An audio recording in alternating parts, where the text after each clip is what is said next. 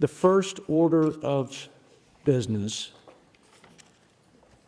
in addressing the unsustainable spending here in Washington and the looming debt crisis that hangs heavy over our country is the unchecked growth of waste, fraud, and abuse in our nation's entitlement program. This should be a nonpartisan, bipartisan issue. Like, we need to rein in spending. We ought to all agree with this category of wasteful spending.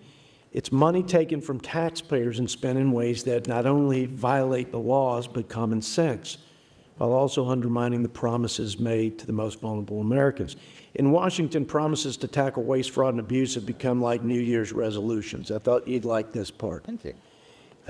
I mean, we all make promises to address it. We include them in all of our budgets, but we rarely, if ever, execute on them. So we proclaim them loudly, but quietly abandon them. And that's both parties.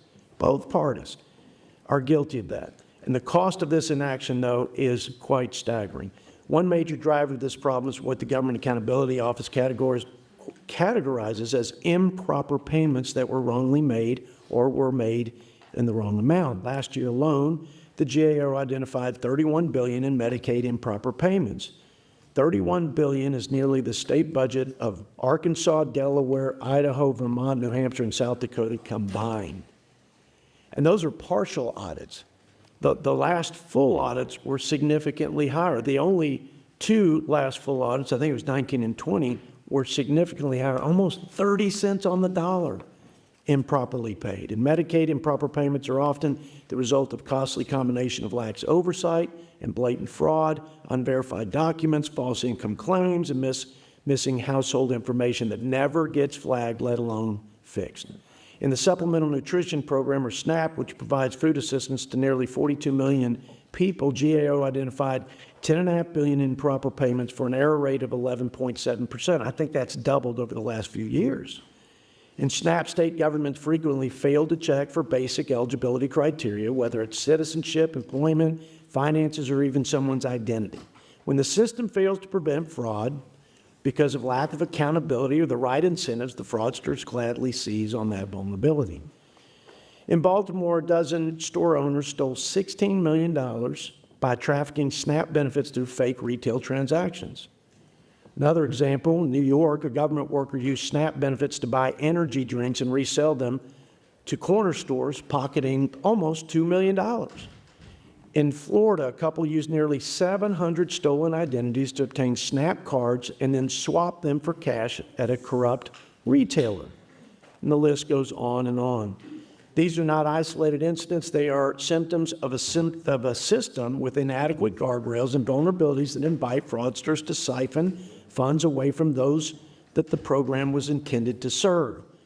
Through the One Big Beautiful Bill Act, this committee, the full House, and hopefully soon the Senate, have advanced reforms to restore accountability and ensure our entitlements actually serve the people they were intended to, vulnerable Americans, not fraudsters, not schemers, and not people in this country illegally.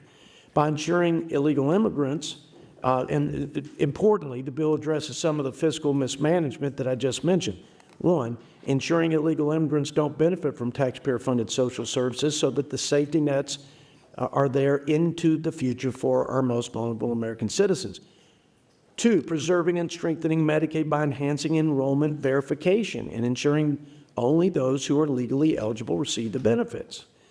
Three, reining in state financing gimmicks like provider tax schemes meant to siphon away federal Medicaid dollars, which actually will drive up premiums and crowd out Medicare patients as we're paying to reimburse Medicaid patients at commercial rates. And as I mentioned to Brian and some of the panelists earlier, even in our One Big Beautiful Bill, we could do more, and I hope and encourage the Senate to do more in that regard. And capping, by the way, President Biden, President Obama called these things scams. This is a bipartisan opportunity to go big for the taxpayer and the folks that are counting on these programs. Just as important, the House One Passed Big Beautiful Bill restores the dignity of work itself. a moral imperative for humanity, I think we would all agree, but also essential for prosperity in this country. Able-bodied adults without dependents will be required to work or volunteer, pursue education, or train for at least 80 hours per month, with, of course, common sense exemptions. These are programs and policies that President Biden supported and Bill Clinton himself signed.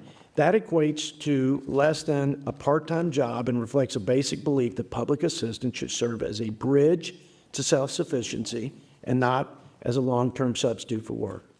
The House passed reforms to SNAP and closed all the loopholes that have allowed states, including California, Illinois, Nevada, and Washington, D.C., to completely waive their work requirements. In California, there's no able-bodied person who is on SNAP who's required to work among these other states. So we need to end the accounting gimmicks, close the loopholes, encourage work and self-sufficiency, and ensure benefits go to those Americans who truly need them. This will generate nearly $300 billion in savings, by the way, without taking a single penny from eligible Americans. On our current trajectory, our debt will reach $150 trillion by 2025 by any measure. This is unsustainable. I think both sides would agree. Interest payments on the debt crowd out other federal spending, making it impossible to respond to the challenges that future generations of Americans will face. The One Big Beautiful Bill takes a meaningful first step to right-size our bloated bureaucracy by reining in reckless spending and rooting out this waste and fraud and the abuse that's driving our nation deeper into debt. That's why it's crucial that my Senate colleagues only consider changes that will go further to advance fiscal reforms. Today, we're fortunate to be joined by three distinguished experts. I just introduced them. Thank you again for being here. This is an important discussion because it's central to reversing the curse. As James Madison said, a public debt is a public curse and the worst of its kind.